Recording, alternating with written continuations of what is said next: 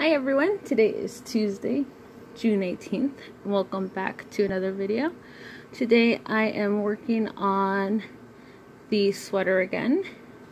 Just tilt you guys over just a little bit. There we go. I am actually about 3/4 of the way completed on the front panel, and so today is mostly working on finishing up the front panel, and then I can get started on the back one. I hope you guys are having a great start to your guys' week. Today I wanted to talk to you guys about a article that I read recently, and I think I found it on Facebook. I followed this page called Castaway Yarn, and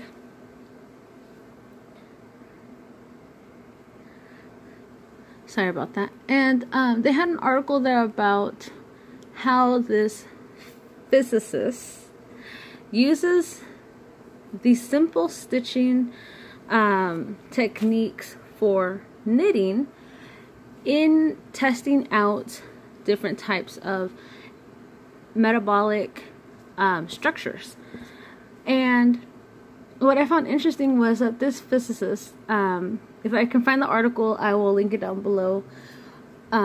But the physicist, what she does is she realized that yarn itself, like this piece right here of yarn, is really nothing on its own.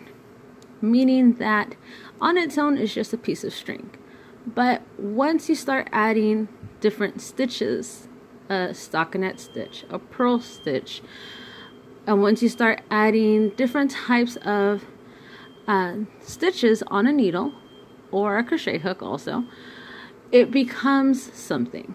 The string of yarn is no longer just a piece of string. It becomes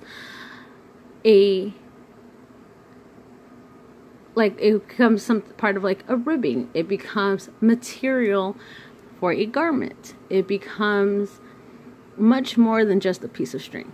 And so what she was saying was that just how a piece of yarn is inelastic, meaning it has no stretch, no give. It's just really like if I pull it, there's nothing. But if you put it together like this ribbing, look how much more it stretches. Even this part, it stretches. So just how a piece of string, meaning the yarn, by itself is nothing, but once you start working it into a pattern, putting stitches and all that kind of stuff into it, it becomes something much greater. So her theory is that the atoms themselves are just individual pieces of string that when they sit together and they build up onto each other, they become either something more complex. They become helix molecules. They become so much more than just an atom. And I found that very interesting because in order for her to test her theories out, she did this thing where they would take a particular atom structure. So if it was like a DNA helix or anything like that, and what they ended up doing was she would try to convert that specific molecule structure into a knitted swatch. And the theory behind it is if it can be knitted, then, or no, the theory behind it was if that structure, molecule structure, could be knitted, that means it could be replicated. If the molecule structure wasn't able to be knitted into a swatch, then that structure could not be replicated. So a colleague of hers found some structure, molecule structure, and basically challenged her, saying, hey, here's this molecule structure that I found. Do you think you can replicate it in a knit swatch? And it took her, I think, a couple of months to not only test it out, but to write out a small swatch pattern, I believe, in order to figure out can this be knitted? Is this something that can turn into a pattern? And come to find out, time went on, the 2 months went by, and lo and behold, yes, she was able to actually create a knitted swatch from that molecule that they thought wasn't going to be able to do. So that was very interesting. I found that very interesting in the fact that now that I'm looking at other patterns and oops, I'm sorry, I just moved the camera on you guys.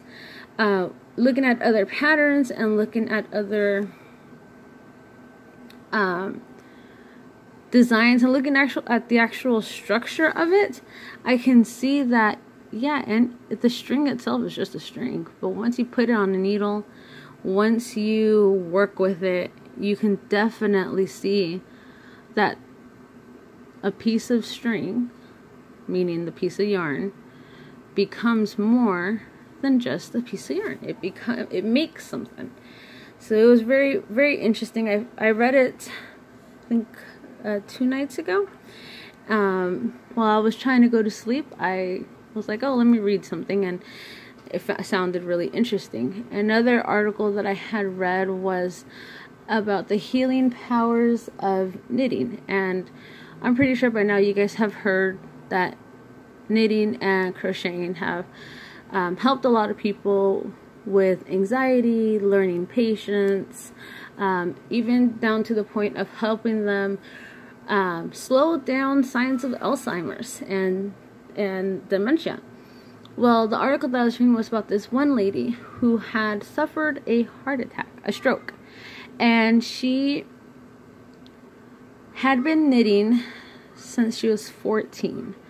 And the first thing she asked for once she came out of her stroke and was able to talk was she wanted her knitting project. And they said, okay, so they brought her knitting, and she was able to pick it up relatively quickly. And the nurses and the the physical therapists were actually surprised that she was able to work on the knitting projects, because usually it takes a while for the cognitiveness to come back after you've had something like that. And the lady had said that she had a friend who had suffered a stroke years prior, and during her recovery process, the physical therapist had told her friend that it's best to start picking, if you can remember any type of activity that you used to do it as soon as you're able to. That way you speed up your recovery process and things like that. So she remembered, oh, I know how to knit, so let me do that so I can start using my hands again, bring back my memory slowly, and all that kind of stuff. So she did. And it helped her get through her healing process. She recovered quickly. The only thing that she found a little bit interesting was that she knew how to crochet. However, her hands and her brain couldn't grasp the concept of crocheting. Knitting, she had no issue. But crocheting, she couldn't, and she didn't understand why. And her physical therapist was saying that it could be the simple fact that she had been knitting for so many more years than she did crochet. And at the same time, crochet only uses one hand to use. Like, you only use one hand, your dominant hand, to crochet, and you're just using a hook. So you're only moving one muscle. So if you're right-handed, you're just doing this. If you're left-handed, you're doing it on your left hand. But with knitting, you're using both hands at the same time, simultaneously. And that's because you're holding the needles in both hands. So that was one of the reasons why they think she was able to grasp knitting easier and faster right after her having her stroke. The other article that I read was that there was a lady who also had suffered from some type of medical condition from being elderly, and she had done knitting as well. And with her, the difference was that she only knew how to knit projects that she had unfinished. So when it came to physical therapy time and seeing how well she did with knitting, and they wanted to see, oh, can you start like a new project, just to see how the mind was basically recuperating in memory, and she couldn't start a new project. She didn't know how to cast on, she didn't know how to do a slip knot, she didn't know what to do with the with starting a new project. So after a while of her being able to just finish whatever projects she had midway started, she was able to learn and regain the memory of how to start a project. So I thought those 3 articles were very interesting in the sense that anything can be knitted if you sit and look at the structure and break it down. And the fact that it's used with science, I think it's very interesting and amazing. The other thing that I found interesting was how these, I don't know if they're called like homestead projects or whatever you want to call them, but the fact that knitting and the fiber arts as well bring some type of exercise to the mind. I think that's very interesting. I think it's something that we all should strive for, not only just exercising our bodies but also our brain, and I think it goes hand in hand. Yeah, I think I've just found this very interesting. I don't know why it keeps picking up this in the background. I apologize for that. Let's see. I'll be back. Oh, there we go.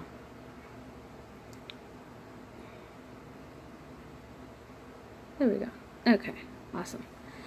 But yeah, I thought those were very interesting. So now I am knitting the front again. The front panel goes back and forth, knit and purl.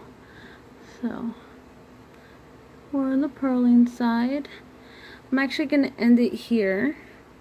Thank you guys for spending time with me today and for listening about me talking to you guys about these articles that I have been reading. I find them very interesting, and I just like to share the information with you guys. I hope you guys have a great rest of your day, and I will definitely talk to you guys again tomorrow. I should have this panel done by tomorrow, and I can show you guys and work with you guys on the back side of this sweater. Thank you again for being with me today. I hope you guys enjoyed. Please like, comment, and subscribe, and I will talk to you guys later.